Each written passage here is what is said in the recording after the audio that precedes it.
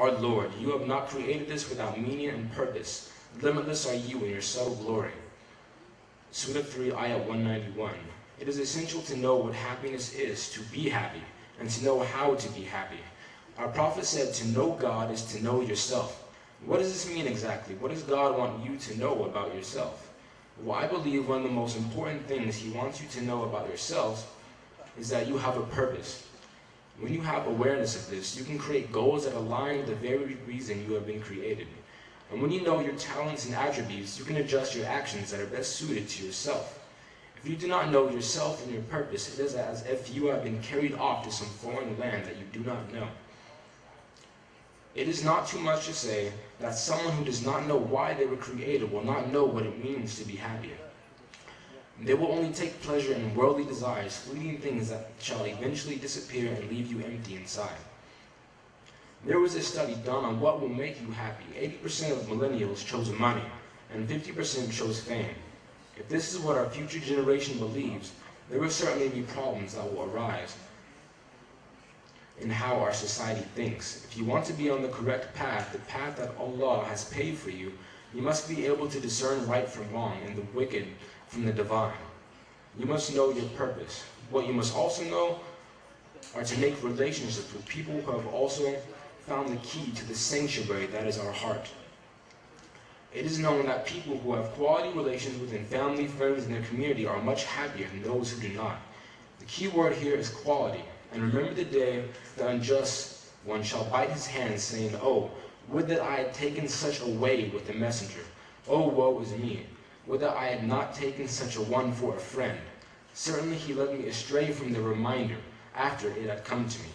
Ah, the evil one is but a traitor to man." To befriend someone that is forever tainted is to forever taint yourself.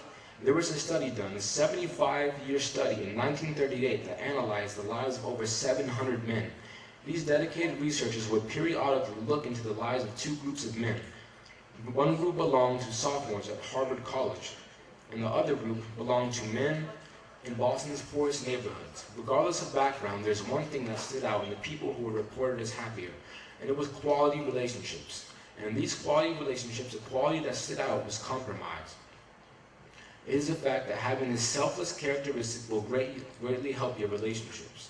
If you do not attempt to compromise, it is without a doubt that you will be lonely.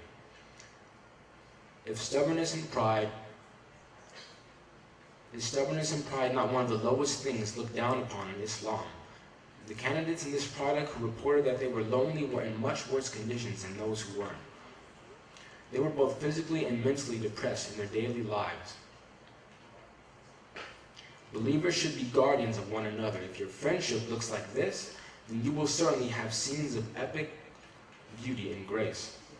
The one word that defines happiness more so than others would be acceptance. God, grant me the serenity to accept the things I cannot change, the courage to change the things I can, and the wisdom to know the difference. There have been a series of unfortunate events that have existed and will exist, that have happened and will continue to happen since the beginning of time. And there is nothing we can do about this fact. All we can do is accept it while being mindful of our Lord. But, as the Serenity Prayer says, there are things we can change. I must have the courage to change. This is what we must focus on. You cannot do much to change the way you look, but you can be healthy.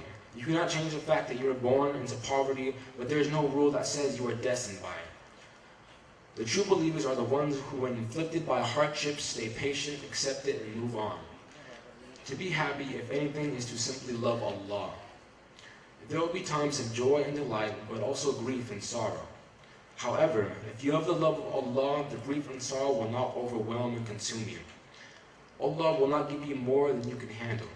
So as the leaves fall upon the ground, I hope that happiness falls upon all of you. Happy Ramadan.